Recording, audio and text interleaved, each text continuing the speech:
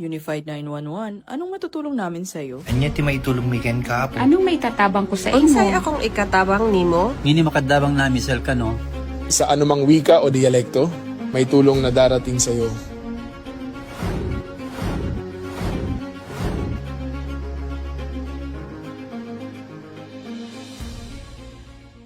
Lilingkod sa bawat Pilipino at magbibigay ng tamang impormasyon para sa tahimik at maayos na Pilipinas. Police News Network, alagad ng batas, tagapagtaguyod ng balitang pulis, sandigan ng mamamayan, patnubay ng katotohanan. La Campo Crame, balitang pulis, sandigan ng mamamayan, patnubay ng katotohanan.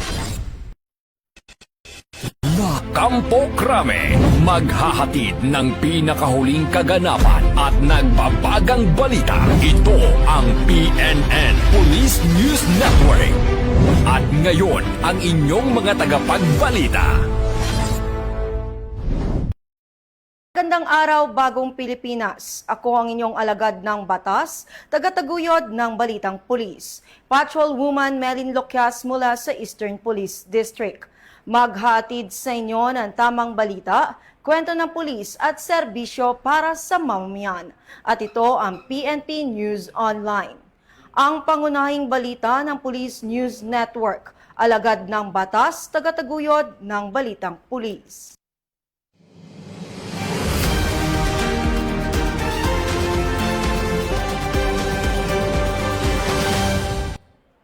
Narito ang mga balitang hatid ng ating PNN correspondents mula sa iba't ibang panig ng bansa.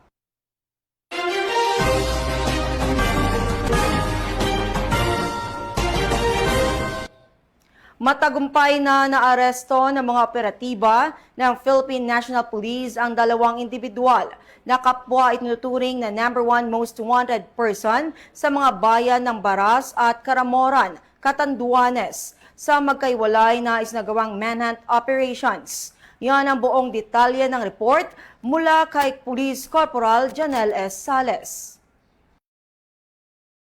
Arestado ang #1 municipal most wanted person ng Baras at Caramuran sa magkahiwalay na operasyon na ikinasa ng pulis sa Catanduanes. Batay sa ulat, nadakip ng mga tauhan ng Baras Municipal Police Station sa ilalim ng pamumuno ng Acting Chief of Police, Police Captain Carlo A. Lita, ang isang 45 anyos na suspect dahil sa sexual na pang-aabuso sa isang 16 anyos na PWD.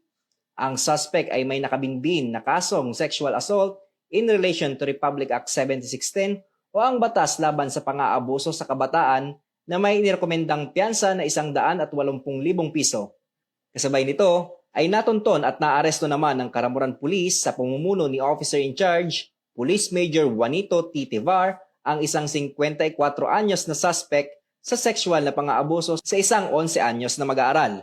Nakasaad sa warrant of arrest na ang suspect ay may kasong statutory rape kung saan walang inirekomendang piyansa para dito at isa pang kaso ng paglabag sa Section 10 ng Republic Act 7610 na may inirekomendang piyansa na 120,000 piso.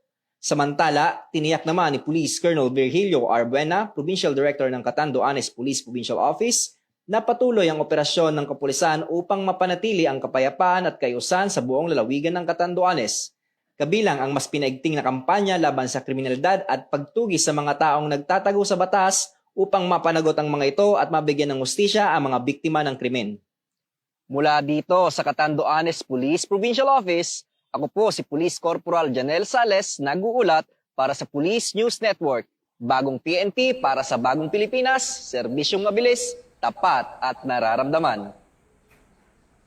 Naghatid ng tulong at pag-asa ang Philippine National Police sa isang senior citizen na may kapansanan sa Apayao matapos itong pagkalooban ng wheelchair at tulong pinansyal bilang bahagi ng kanilang patuloy na programang pangkomunidad at malasakit sa mamamayan. Ibabalita yan ni Patrolwoman Dara Falogme.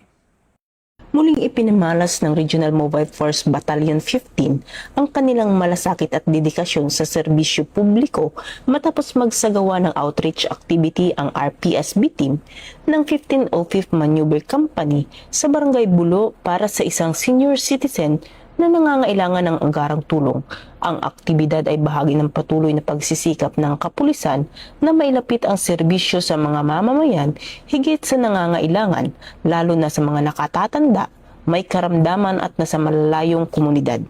Sa pangunguna ni Police Captain Byron L. Dolancey, nagtungo ang grupo sa tahanan ni Miss Minda, 84 na taong gulang, na kasalukuyang hindi na makakalakad dahil sa komplikasyon sa kalusugan.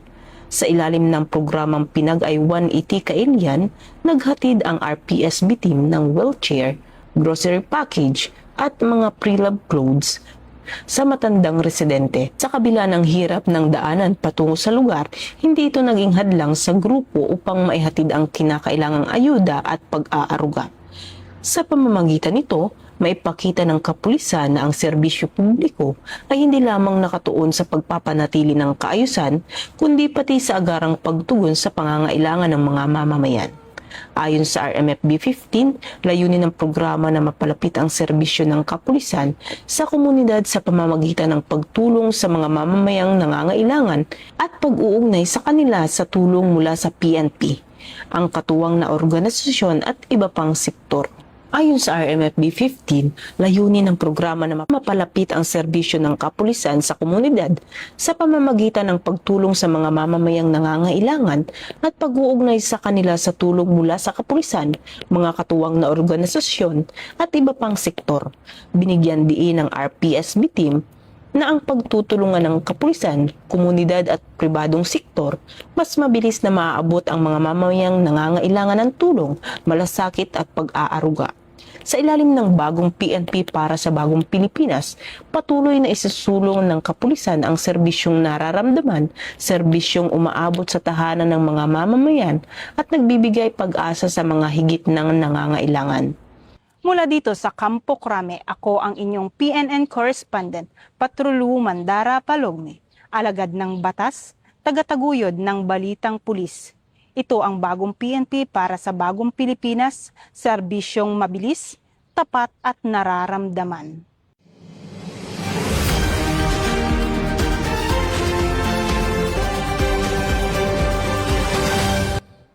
Matagumpay na naaresto ng mga operatiba ng First Laguna Provincial Mobile Force Company sa ilalim ng Philippine National Police ang rank number 6 most wanted person sa lalawigan sa isinagawang manhunt operation laban sa mga pinaghahanap ng batas. Yan ang ibabalita ni Patrolman John Cali o Calatin.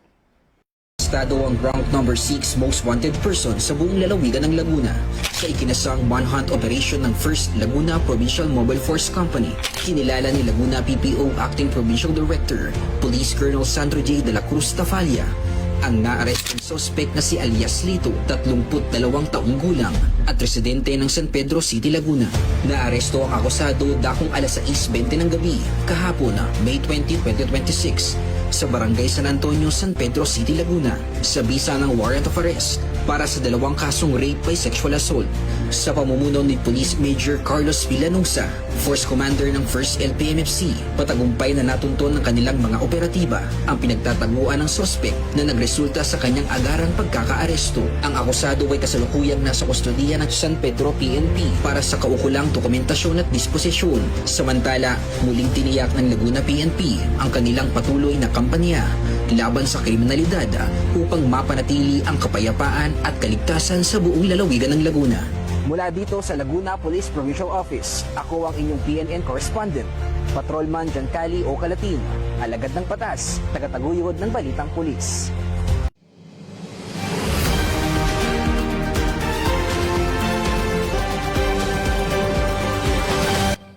Mahigit 2 milyong halaga ng hinihinalang shabu ang nasamsam ng mga operatiba ng Philippine National Police mula sa 2 high-value individual sa isinagawang anti-illegal drug operation sa Lucena City.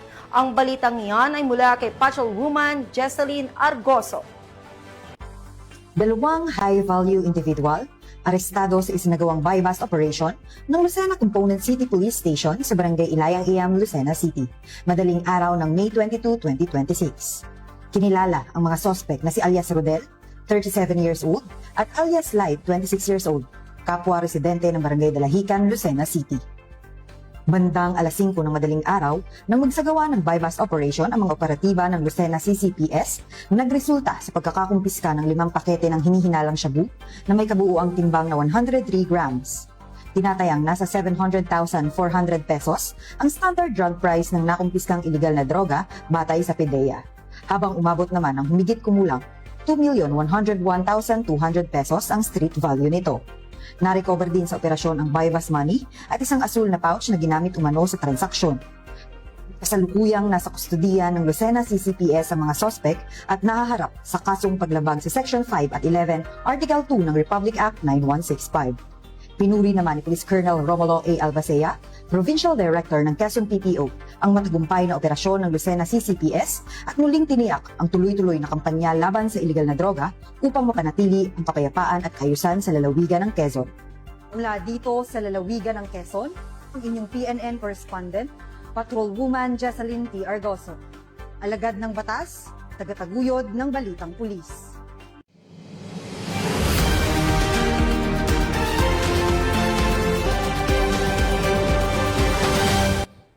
Nakumpiska ng mga operatiba ng Philippine National Police ang tinatayang 28.56 milyong pesong halaga ng hinihinalang shabu sa isinagawang bypass operation sa Bacolod City, kung saan isang suspect ang naaresto sa naturang operasyon.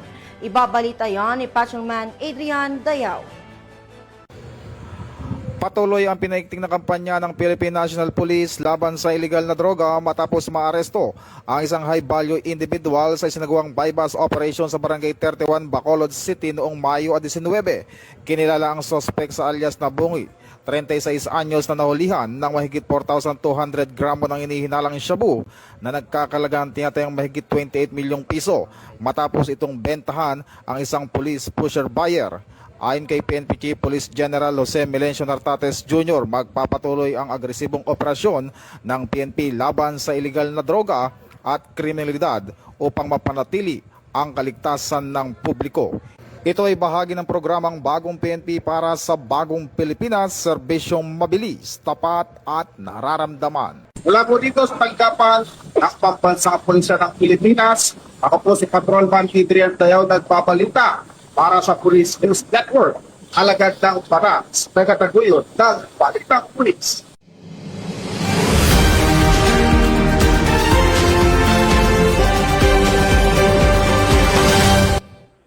Nasabat ng mga operatiba ng Philippine National Police ang tinatayang 5.3 milyong halaga ng mga laptop sa isinagawang bypass operation sa Cebu, kung saan 2 individual ang naaresto sa naturang operasyon. Yan ang balitang tinutukan ni Patrolman Don Brosas. 2 individual ang naaresto matapos magsagawa ng bypass operation ang Philippine National Police sa Barangay Santo Niño, Cebu City noong 19 ng Mayo. Sa operasyon na pinangunahan ng CIDG Mandaue City Field Unit, CIDG Regional Field Unit 7 at RIU 7, nasabat ang humigit kumulang 207 assorted laptops na may tinatayang halagang 5.3 milyong piso. Kaugnay ng umano'y paglabag sa Republic Act No. 7394 o Consumer Act of the Philippines. Patuloy na paiigtingin ng PNP ang mga operasyon laban sa iligal na kalakalan upang maprotektahan ng publiko at matiyak ang maayos at legal na transaksyon sa merkado. Mula rito sa Campo Crame, ako ang inyong PNN correspondent, Patrolman Don Brosas, alagad ng batas, tagataguyod ng balitang pulis.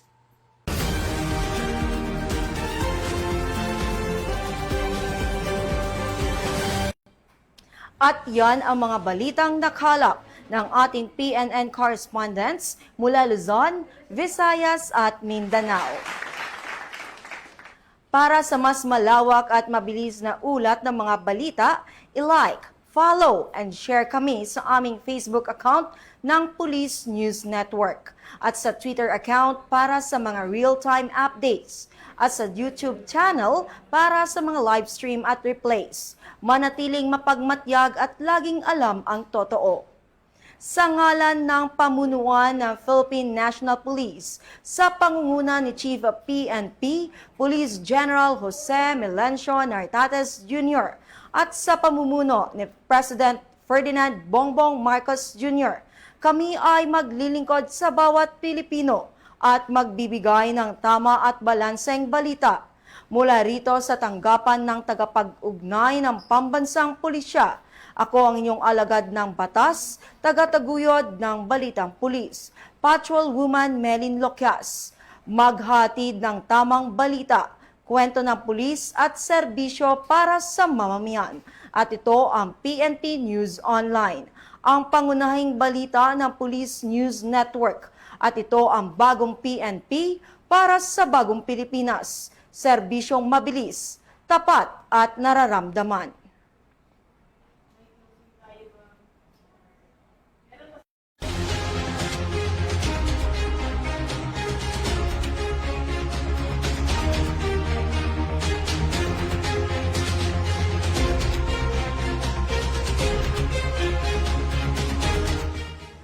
Police News Network, alagad ng batas, tagapagtaguyod ng balitang pulis.